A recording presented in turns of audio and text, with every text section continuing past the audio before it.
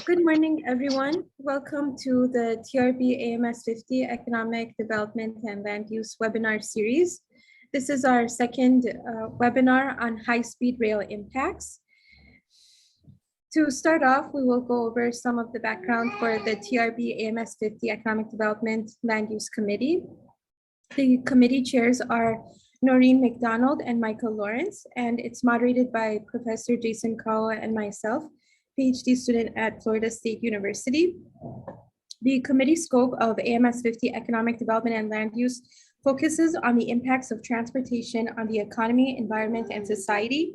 It is concerned with efficient, effective, and equitable transportation systems that promote a competitive advantage, economic resiliency, and sustainability for our cities, regions, and societies.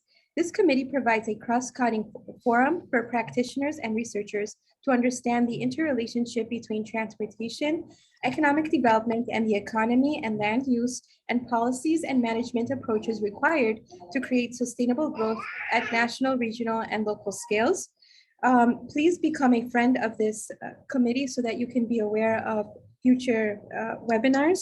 You can log into the MyTRB website, go to committees, click on become a friend of a committee, find AMS 50 and become a friend.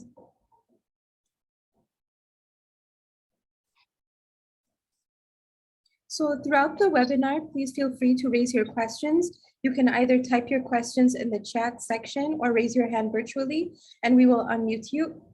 The last webinar was about high-speed rail impacts, and our speakers were Dr. Hangjun Yang from the University of International Business and Economics and Dr. Zhenhua Chen from Ohio State University.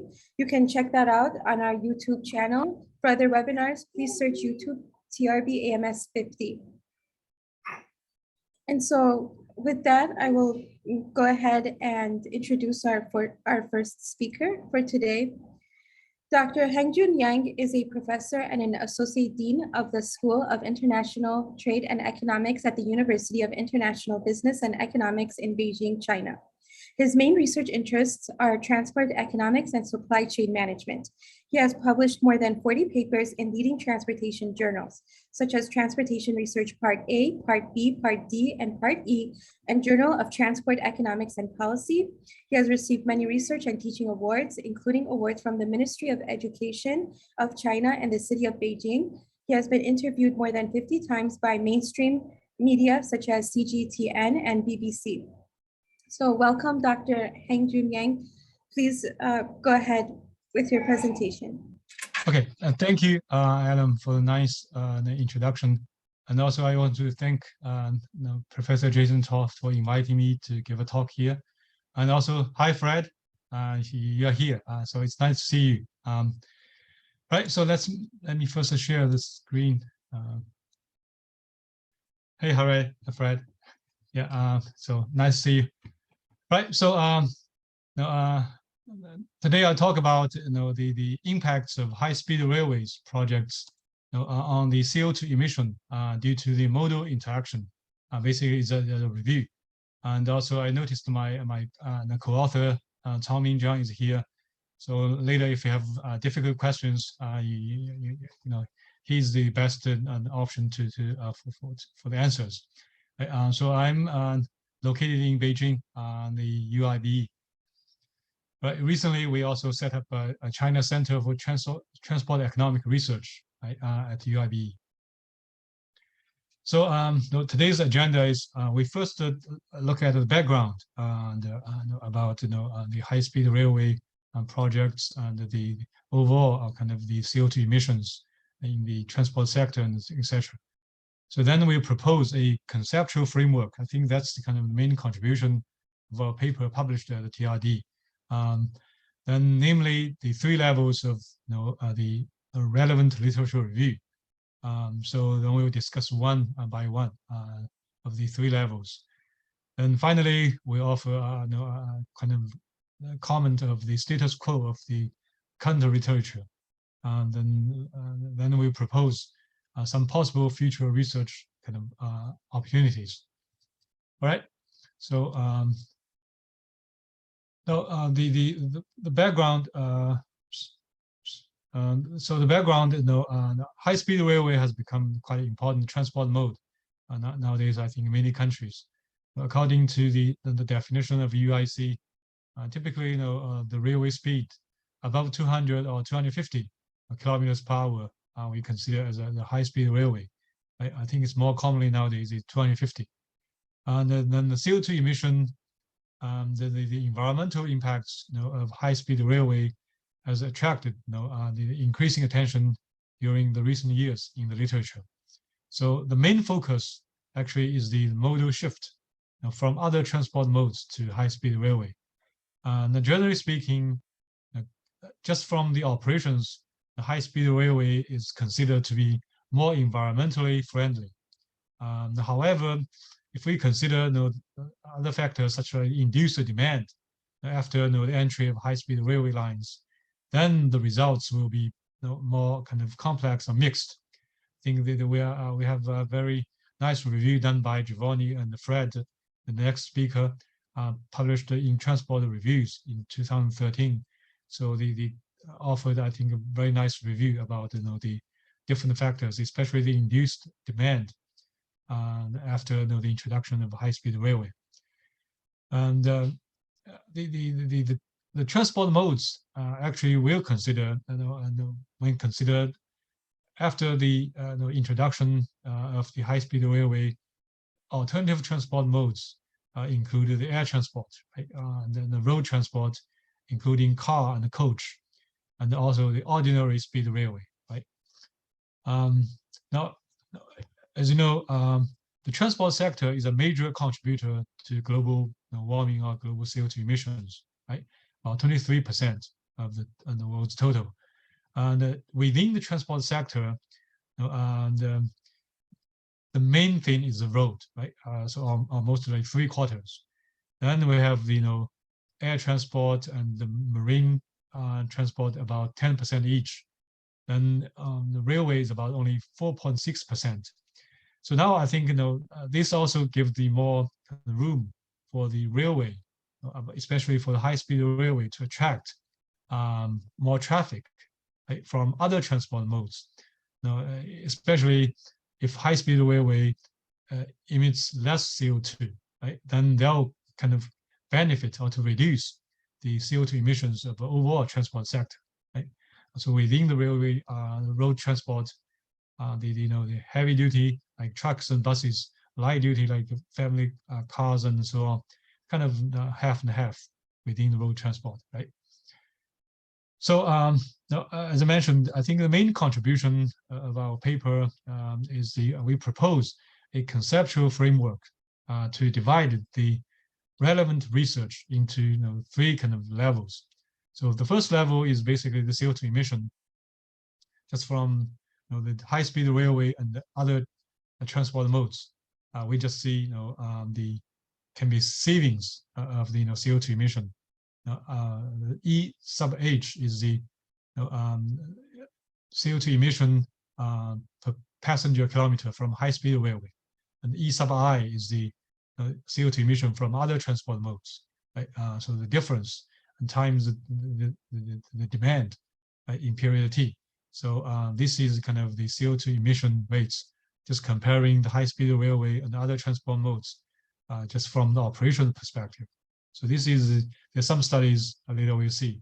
I think especially the first level, there are quite some studies look at just compare the high-speed railways and other transport modes, just from the its operation without considering others. Just assume other traffic and things are static. Then the level 2, we look at more, especially from the newly generated traffic after a new high-speed railway lines enters, right? Then it will generate new traffic, just from to attract more traffic from high-speed railway. Also, will induce more traffic for other transport modes due to have more commercial activities and so on. Right? So on top of level 1, level 2 considers the newly generated kind of traffic. They'll also have emissions, both for high-speed railway and other transport modes. Right? So this is level 2, but still we focus on the traffic assessment. Then the level 3 we look at it from more complete life cycle assessment. In other words, on top of the traffic assessment, we also consider the non-operation activities, like especially for the infrastructure or the vehicle constructions. Right? So this is on top of level 2. We need to look at if we build the high-speed railway stations or high-speed railway cars, there's a lot of like emissions, right, during the construction. But we also need to minus kind of if you have the high-speed railway open, you might do not need the parallel highway or parallel like ordinary speed railway or maybe parallel like air transport routes, right? So there can maybe reduce or avoid some other emissions from other transport modes. So this is kind of from the overall life cycle assessment, right? So graphically, I think it's quite clear. Level 1, I think the top, like the bottom here, the bottom right here. So I only have like the emissions from the operation perspective, assuming other things, everything is fixed. The level 2, we look at on top of level 1, we look at the newly generated traffic. Will cause some emissions. The level 3, we on top of level 2 about the traffic assessment, we on top of that we look at the non-operation perspective, especially the infrastructure, the vehicle assessment emissions. So that's kind of more complete picture on level 3, right? Now we look at different levels one by one. So the first level we mentioned, we mainly compare the amount of CO2 or CO2 equivalent generated by different transport modes to move passengers for a certain distance, right? Passenger kilometer. There are mainly 2 groups of studies. So the first group, we do not really discuss the diverted traffic. We only focus just everything is static. They compare high-speed railway and other transport modes. Right? Look at some savings and so on. The second group, on top of that, we look at one or few specific scenarios of traffic diversion from other transport modes. For example, you attracted some demand from other ordinary speed rail to high-speed railway, from highways to high-speed railways. So, so there are the mainly 2 groups in the first level. The general results is that a shift from other transport modes to high-speed railway services generally reduces the CO2 emissions. Of course, they may differ in different in terms of magnitudes, especially based on the vehicle type, load factor, or the distance, or energy source, carbon intensities, etc. But the general results are relatively consistent. Right? So high-speed railway will generate less emissions if you only look at it just from operations between high-speed railway and other transport modes. Everything's kind of static. So this is some of the representative studies. Some are relatively old, some are in quite the recent years, right? So the second column is the emission of high-speed railway per passenger kilometers. So the third column is air transport. Fourth is for the coach, and then the fifth is car, and the last column is for ordinary speed rail. Of course, the data is not originally given like this way. We converted everything to grams of CO2 emission per passenger kilometer. So we did the calculation by ourselves. And then some studies only focus on high-speed railway and air transport. Some focus on more. But generally, I think the results, of course, because they look at different times, different countries, and different lines. So the results, they're not exactly the same. But generally speaking, they are relatively consistent. You can see if just from the operations, high-speed railway does emit less CO2 compared with other transport modes, right? So this is the first level. And then we have the second level. Second level, as we mentioned, the focus is on the traffic implication or the traffic generation, right, on top of level 1, the interaction between high-speed railway and other transport modes, right? So the most of the studies actually focuses on the interaction between high-speed railway and air transport. So and clearly the research involving the interaction between high-speed railway and road transport, the high-speed railway and ordinary speed railway interaction are kind of obviously is kind of missing, or it's kind of scarce. Right? So compared with level one, the results are relatively consistent, right? But the level two, the results kind of mixed, especially when the modal complementarity and the high-speed railway induced traffic are considered, then the results become more mixed. And I think as a result, more detailed or more complete analysis regarding so the cargo business should also be further developed. The main studies are focused on passenger transport, but I think especially for the emission perspective, CO2 emission from a cargo perspective is quite important. But there are very few studies. There are only, I think, 2 or 3 papers we identified in level 2.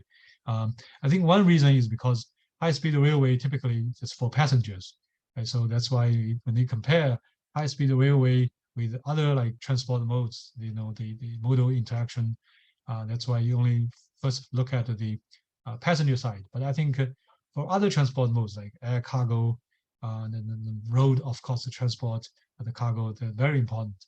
So nowadays also high-speed railway, especially in China, also carries a fair amount of like cargos for and the faster delivery and so on. So it's quite interesting. We look at the cargo business in the future. There are different methodologies. I think I think there are mainly 3 like used in level 2. The discrete choice model, or counterfactual analysis, and also the game theoretical models. And I think the bunch of like papers in each category. I think the focus is different. The discrete choice model mainly focus on the demand side of the modal split, without much attention about the supply side. Right? And the counterfactual analysis mainly focus on the net change of the traffic, the different traffic diversion, and then different maybe traffic generations, and so on and so forth. And the game theoretical models mainly examines the strategic interactions between operators of different transport modes, for example, from high-speed railway and air transport. So there are a fair amount of work on these kind of areas. So the third level, so is the life cycle assessment. You mentioned, on top of like traffic assessment, we also need to look at the vehicles or the infrastructures. When you build the infrastructure, high-speed railway stations, airports, or these aircraft or high-speed railway cars, and so on, they also generate a lot of like emissions, right? So I think they are more complete picture about the emissions of different transport modes. And again, there are quite a few studies focus on look at the life cycle assessment. And you can see some look at all 3 components. Some only look at 2 of the out of 3 components. And the results, I would say, it's kind of quite mixed, and it's not that consistent. And ideally, I would say, life cycle assessment should give a more complete evaluation of the transport projects, right? So that's I think everybody should agree. But in reality, there's no life cycle assessment has ever treated modal split as endogenous. The most assumed is just kind of given. And I think that's kind of one of the drawbacks. If you really want to look at that, we need to consider as an endogenous decision. And the life cycles of the infrastructure and the vehicles are also kind of critical, but they are also less specified in the existing studies. So I think that overall, the life cycle assessment is generally the least optimistic about the environmental benefits of the high-speed railway. So if taking everything into consideration, so the environmental kind of benefits of high-speed railway compared with other alternative transport modes is very minimal. I think identified in the life cycle assessment, the studies. Some are yes, some I kind of no. So I think a lot more can still be done. For example, there only, I think, one study considered the avoided life cycle emissions associated with infrastructure and vehicles after the kind of with high-speed railway and without high-speed railway, right? After the high-speed railway enters, other transport modes do not need to enter or build infrastructures and etc. To emit less CO2. But I think many studies just ignore this perspective. I think this is also quite an important element. And also, we need more kind of complex or complete analysis regarding the vehicle operations on level 2. But I think nowadays, the studies still quite at the premature kind of stage. So this is the status quo. I give some overall kind of comment about the literature. So I think the literature is still quite premature, I would say. There is a major imbalance between the studies of different transport modes, more on the air transport, right? And, because air transport is kind of considered as a fierce competitor of high-speed railway, and then on road transport and ordinary speed railway. Whether the introduction of high-speed railway will bring environmental benefits really, I think, depends on the research methodology applied in the research and the transport mode in comparison. The level 1, I think, generally agrees high-speed railway is kind of beneficial. Level 2 is kind of mixed. Level 3, life cycle assessment, I think many studies find that high-speed railway from life cycle perspective does not necessarily generate a lot of carbon savings, obviously, compared to with competing transport modes. So I think it's it's a very intricate research topic to study the modal shift due to the high-speed railway interaction and its corresponding environmental consequences. I think the main difficulty is, I think, out of the if you want to look at life cycle assessment, the data requirements and also the resource things like that, it's not that easy to obtain all these elements. If you just look at the level 1, just operations, it's very straightforward. But we all know it's not a complete picture, right? It's just part of it. So I think especially more research is called on the like life cycle assessment. So the last slide, we briefly discuss some future research opportunities. So I think it's worthwhile to carry out more detailed and comprehensive analysis regarding how the high-speed railway affects the cargo operations, right, and the corresponding CO2 emissions. Now I think there are very few papers to look at the cargo perspective from especially for the high-speed railway projects involved. And also we need to further develop again theoretical models to be applied to estimate a more complete picture about modal splits and the corresponding CO2 emission impacts. So I think you just mentioned we also need to apply the life cycle assessment by considering the avoided life cycle emissions associated with the infrastructure and vehicles due to traffic diversion and also the complexity of the modal interactions. Right, so that's all I want to say today. Thank you. Questions and comments are welcome.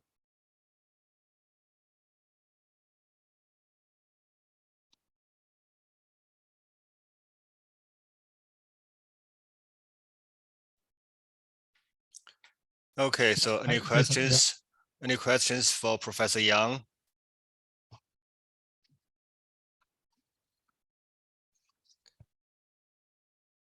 So I just have one question myself is, is it fair to say there's no evidence that the high-speed rail transit is environmental friendly mode?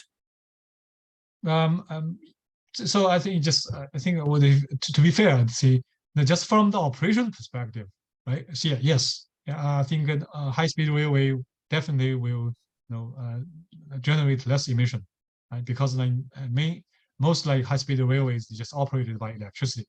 Right, so literally they're very little emission, CO2 emission. But if you look at the electricity generation, they also use, if you use the traditional coal and heat and so on, they also generate a lot of emissions. also to build these high-speed railway tracks, or these cars, and then etc. They also generate a lot. So that's why I mentioned, if you look at the complete picture, now at least from the research done on the life cycle assessment, the results are quite mixed. Some say yes, some say no. So, but I think the mentioned the main difficulty is, this data, or this I think exact measurement of all these included. It's not that clear or easy to obtain. I think there are a lot of things that are involved. If you look at the life cycle of everything about the high-speed railway, so then you have to look at how the electricity are generated, right? So they from clean energy, or they from just the steady coals and so on. So of course they will be quite different. But now I think this kind of detailed information is not that easy to obtain. So that's why the results will depends on case by case. If you have very clear picture or everything about one line, then you might give I think the clear-cut answer. Otherwise, the answer will be quite kind of vague. So I think it's also understandable why people only focus on the operation, because that will be easy. If you look at only this operation, that will be easy. But if you look at everything included, it's kind of more complex.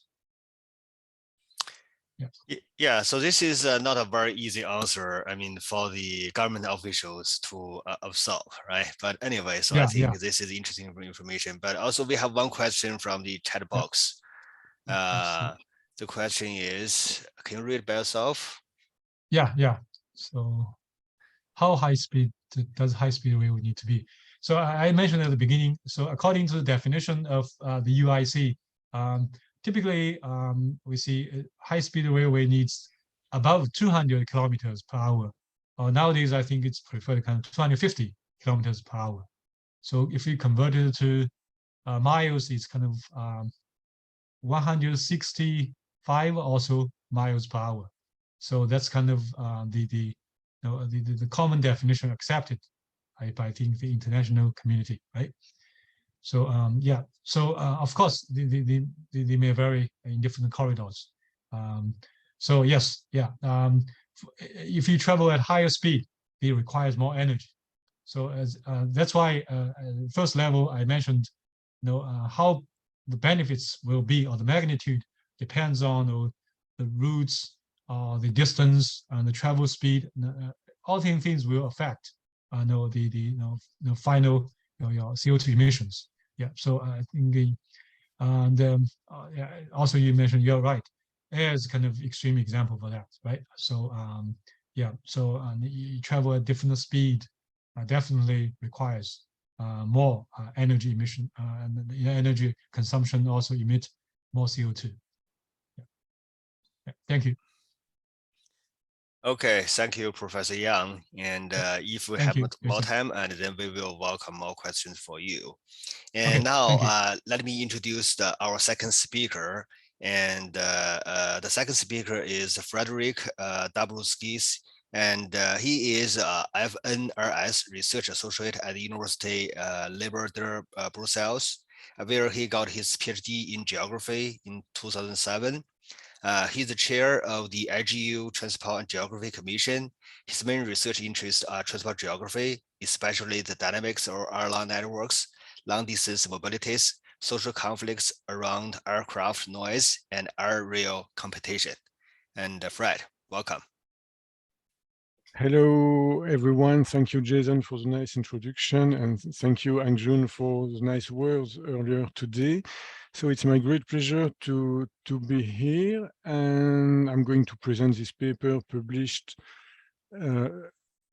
this year in a special issue of Travel Behavior in Society with 4 co-authors. So it's definitely a joint research, and I'm here as a lead author and as a speaker, but it was definitely a collective job.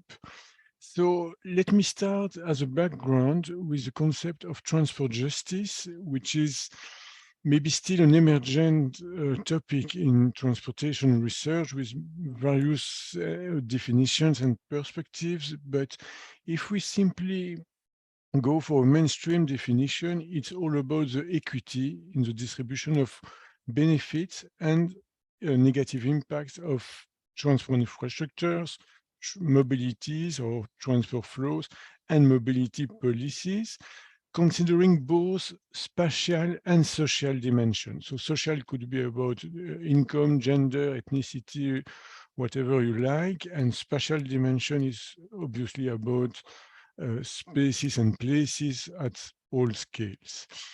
The fact is that most research in transport justice is about urban mobilities. And in contrast, we have definitely fewer research works published on long distance mobility and related justice. Anyway, we still have some, and in this kind of research on long distance mobility, it's quite clear that there are even more inequalities in long distance mobility than in, let's say, daily, local or regional mobilities. Here is an example with some figures coming from France, with both the number of trips and distance traveled, making the distinction between local mobilities and long distance mobilities, ranked by groups of income from the poorest to the highest level here from G1 to G6. It's very clear that, of course, there are some differences across social groups for local mobilities, but the gaps are much, much higher for long distance mobilities. In other words, long distance mobilities are quite more selective or excluding than daily mobilities, because everyone has to travel on a daily basis for various purposes. If you look at these figures from UK, it was published a few weeks ago, we have a Lorentz curve about the share of population flying. And very clearly, it's definitely unequal, and frequent flyer in red are even more unequally split than if you consider only all, if you consider, sorry, all those flying. And if you rank the number of flights across the income, you have a very nice increase, or a very dramatic increase with the income. So then comes the story about high-speed rail or high-speed rail services, and you may wonder, or at least we wanted to wonder, if a high-speed train would soften these inequalities,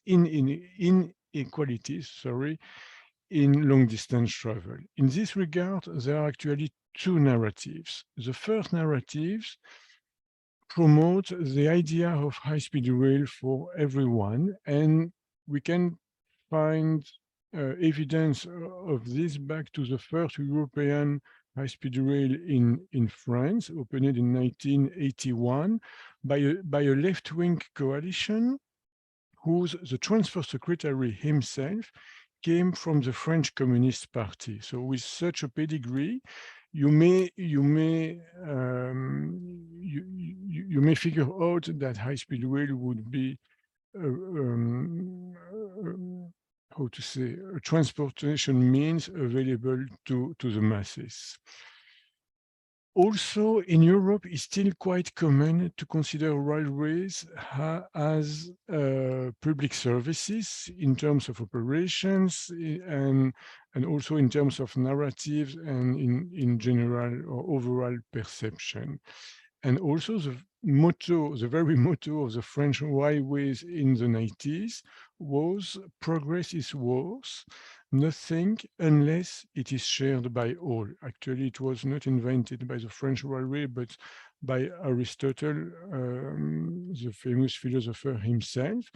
But all this gives definitely the idea that high-speed rail is for everyone. But then, if you look at the real world, you would obviously see that high-speed rail tickets are proposed or sold at premium fares, so they're more expensive than traditional trains. There is the issue of yield management, which makes that trains could be cheap one day and very expensive the next day, or subject to the time. And some figures from France, again, suggest that if you buy a last-minute ticket, it could account for 10 to 18% of the net median salary only for one return, which is quite high, isn't it? So then the research question we had in this paper very basically was whether high-speed rail would be socially inclusive or exclusive. To do that, we collected data on the social profile of high-speed rail passengers in as many high-speed rail countries as possible. And this is also why we have a large set of authors, because of course we have, you face language issues in this regard. So we could access data from most high-speed rail countries. We compared the social profile of high-speed rail passengers to the average social profile of the national population, and then we simply computed specificity indices, which means that for each criterion or social dimension, we have divided the share of a given social group in a given high-speed rail service by the same share in the whole national population. And then obviously, if the ratio is above 1, it means there is a specificity within the high-speed rail service. If it is below 1, the social group into question is under-visible, if you like, in the high-speed rail service into question. So that's a methodology that's very simple, but very efficient, I believe. So let's move to the results, and let's start with gender. So here you have, and all the results will be introduced as graphs like this one, with a key value of 1 highlighted in red.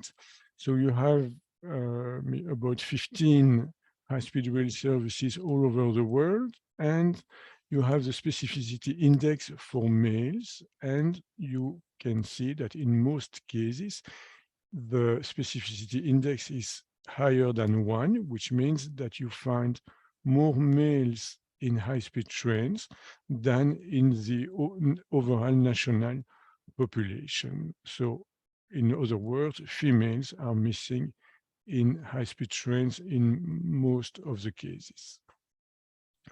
Then if we consider ages, then we see that high-speed rail readership is clearly dominated by intermediate ages. So the elderly are under-visible in most high-speed trains, and the younger are also less visible than in the overall population. Then if we move to income, then we found less data, only Korea and Madrid to Barcelona in Spain. But here we have very impressive index ratios, much higher than for gender and age, considering that we go up to nearly 9 in Korea and nearly 19 in Spain, or at least 17, which is quite high. Then we have also found data for social occupational groups, which is something between the status and the expected income. And once again, we find that higher social occupational groups, including executives, high-skilled workers, people with managerial or business high responsibilities or business owner and the like, are definitely more visible in high-speed trains than in the overall population, and also something quite specific to Korea, which is the case of unemployed married women. So it was not totally clear why, but it seems that there is a national policy to better balance the location of firms in South Korea, and then it could be that the husband lives in one city and the woman is still in another city, and then she would travel regularly by high-speed train to see her husband. Another thing could be that because many women stop working once they have children, it could be that the children are partly in the hand of the grandparent, and then that could also be a reason for traveling by high-speed train to visit the grandparents to pick the kids. Then we have the same exercise by education level, with here the specificity index for university master's degree. And here we have a specificity index up to 30, so 30, which is super high and which is very, very impressive, I believe. So definitely you understand that high-speed rail is socially exclusive and not inclusive as we could have expected or hoped. And then the question now is, why is it like this? So why is high-speed rail overused by specific social groups? To address this question, we have considered Vincent Kaufmann's concept of motility, which is made up of access, skills, and appropriation. And within the three boxes, we have put all the factors of exclusion and of access that we could find in the literature, and especially in one paper published by Church and another one published by Cass. And then we have a set of factors, but of course we could, in this review, we couldn't conduct surveys by ourselves, and then we have thought data that could match more or less to all these boxes in this slide. So here we have some figures from Spain, UK, and Italy, published by Francesca Pagliara and colleagues based on Church categories. And clearly, the most important finding is that the key factors of exclusion from high-speed rail travel are economic and geographic factors. So economic means that the trains are too much expensive, and geographical exclusion means that people, surveyed people, are not served by high-speed rail, or the high-speed rail services do not go where they need to travel to. Here, this is another survey from a city in China with the same conclusion, but also very interestingly, a third key factor that emerges, and which is the fact that not everyone wants to travel at high speed, which is quite interesting because it means that there is still room for traditional trains riding at normal or traditional speeds. Then we also have this interesting survey conducted in a specific high-speed rail station in the very far eastern suburb of Paris, which is Marne-la-Vallée station. And the interest of this survey is that the station into question combines traditional high-speed rails and also low-cost high-speed rails services that are the so-called WIGO service. And the comparison between the two shows that once you have a cheaper high-speed rail service, you have a more diverse social profile of high-speed rail users, with, for example, less users from executive and liberal professions, and also a higher proportion of people with intermediate income and even lower income compared to the higher income, and also less travelers with higher education level, which means that if you decrease the price of high-speed rail, you would indeed attract more people from, let's say, lower, middle or lower social groups. I think it's time to conclude, to let enough room for the debate and for questions. So first, in terms of conclusions, I think it's very clear from the figures we could collect that high-speed rail services are socially exclusive and not inclusive. Age and gender are maybe the least impressive how to say, attribute in this regard, in contrast to income, education, and social occupational groups, which are probably the best indicators of social inequalities. This raises question, having in mind that in many countries, high-speed rail facilities have been built with money from the taxpayers, since most high-speed rail service, most high-speed lines, at least in Europe, have been totally funded or at least co-funded by public authorities. I repeat that if high-speed rail services are cheaper, they seem to be able to attract less privileged individuals. And then all this also means that a key component of greener mobilities policies is actually not socially inclusive. So there is a contradiction between the environment and the social dimension.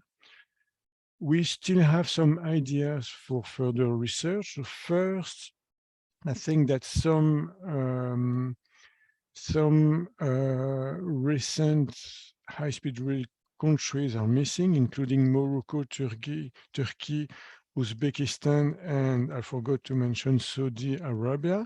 It would be quite interesting to investigate those countries, because especially Morocco, Turkey, and Uzbekistan are countries with intermediate level of development and also a quite specific social structure. And then it would be interesting to see how our result would be, how much our result would be the same or not in this kind of countries.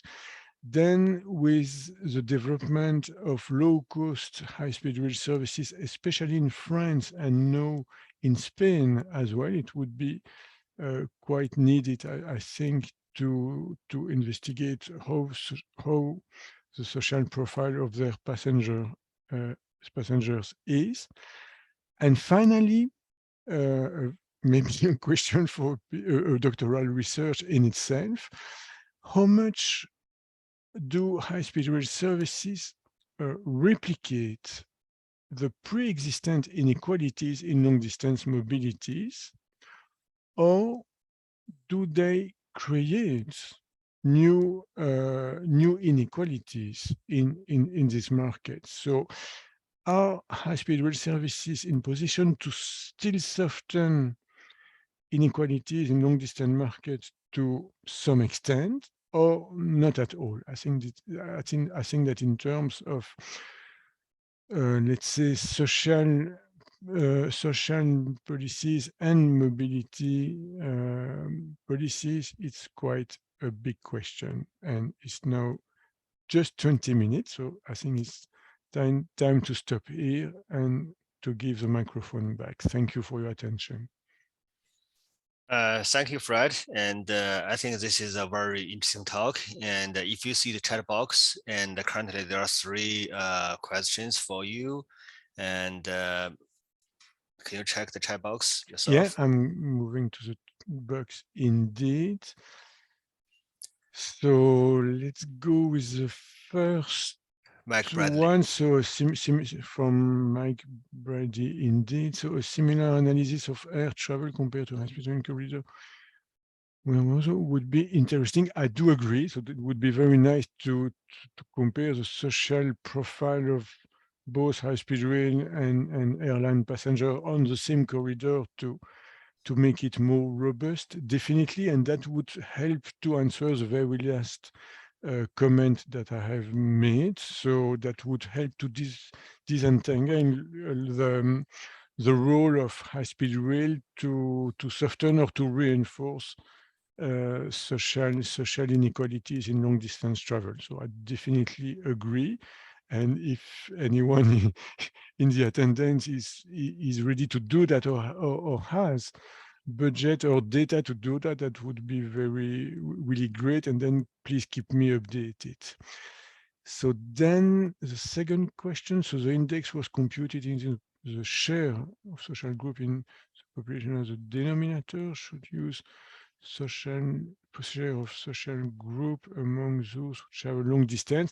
Again, so that would be very nice and would also help to address my very last question. So that's a very nice suggestion. And indeed, we have such information through national mobility surveys. So that would be even easier than following the previous suggestion. So I definitely write this down. So at least definitely it makes sense. And it is a very nice suggestion, definitely.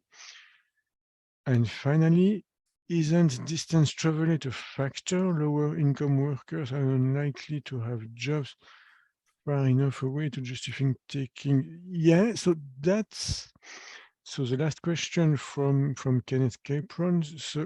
So yeah, that raises another question, which is how much high-speed rail is used to commute. And I think it really depends on the country. I think that in Asia, and especially probably in Taiwan, Korea, and Japan, it's probably more common to commute. I'm not aware about China, but in these three countries, it's probably more common to commute by high-speed rail than in Europe, except two specific routes in Spain. But because of the high fare of high-speed train, it's uncommon to commute. So I think that if you look at travel purpose of high-speed rail passenger, commuting is usually the lowest purpose, and it's all about leisure or leisure purposes, visiting friends and relatives, and going to meetings or conferences like we do, many of us. So maybe commuting is not the main factor here, but once again, it definitely deserves further research. I think it makes sense. Yes.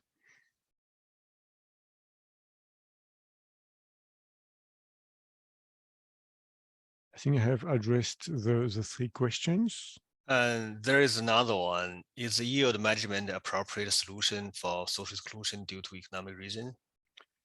That's a big question, and yeah, it depends on how you see yield management. So if you look at the French case that I'm very familiar with, it's clear that with the yield management, if you buy your ticket 3 months in advance, you can get really cheap fare. So you could cross the whole France for 25 euros, which is quite for a single, which is, I wouldn't say cheap, but based on the distance, it's cheap and probably cheaper than the traditional trend that could existed before. The issue is that not everyone can buy 3 months in advance, and especially let's consider that you let's say your grandma would suddenly pass away and you have to cross the whole country to attend the funerals. So then yield management is not useful in that case. And I would say the opposite. Because of the yield management, your ticket would be quite expensive, actually. So it works if you are talking about planning your holidays that you could more or less easily do quite in advance. It does not work for all unexpected travel that you would face to in a life.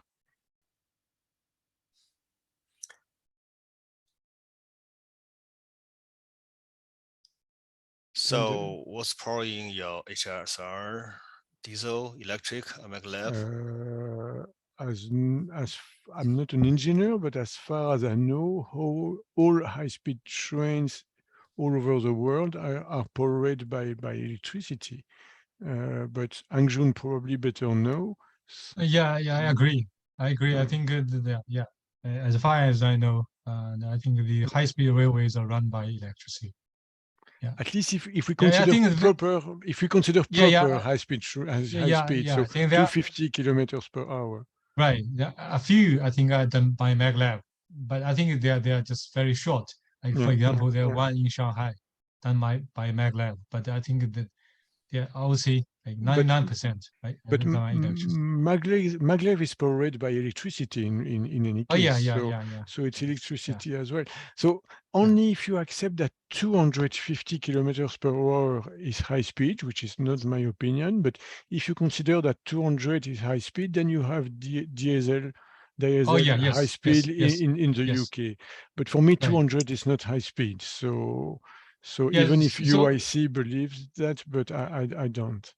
So that's why I mentioned at the beginning. I think it's more now. It's more I think common is like 250 and above. So that's more widely accepted definition of high-speed railway nowadays. 200, it's kind of mixed. Okay. I have a question for Hangjun, if I can, or at least maybe a suggestion. I don't know if you have the right to cross between the speakers. Jason, can you I? You can. Yeah. Okay. All your presentation was about CO2, and first of all, I liked your presentation very much. But everything was about CO2. But we know that for aviation, the direct emissions are dominated by non-CO2 emissions. And then I was thinking that it could be interesting to compare the gap between the life cycle analysis and direct emissions only for all the studies that have only considered CO2 and the few studies that may have considered the non-CO2 effect as well. So what I mean is that it could be that the gap between aviation and high-speed rail could be higher for direct emissions that within the life cycle analysis framework, because the non-CO2 effects, emissions are only for operations, not for building and maintaining the infrastructures and the rolling stock very, very likely. So then it could be that the conclusion we can have when assessing whether the high-speed rail makes sense or not in terms of climate change and blah, blah, blah, could not be the same if you consider non-CO2 effects, but also direct or indirect emissions. So I think all this could probably call for one further paper. So it's definitely not a criticism about your paper, but I feel there is a room there for one more paper from your side. Yeah, thanks. I think I totally agree, Fred. So the first one we pick the CO2 emission because it's like more more attention, right, from the public. It's kind of like climate change as mentioned. So actually there are many other like emissions, like non-CO2 emissions. They're actually quite some, right? But one is like I think the studies they are not that consistent. Like look at different factors. CO2, like almost all the studies, if you look at emissions, they look at it. Others like some focus on maybe NO2, some look at SO2, and then it's hard to get the comparison among across different studies.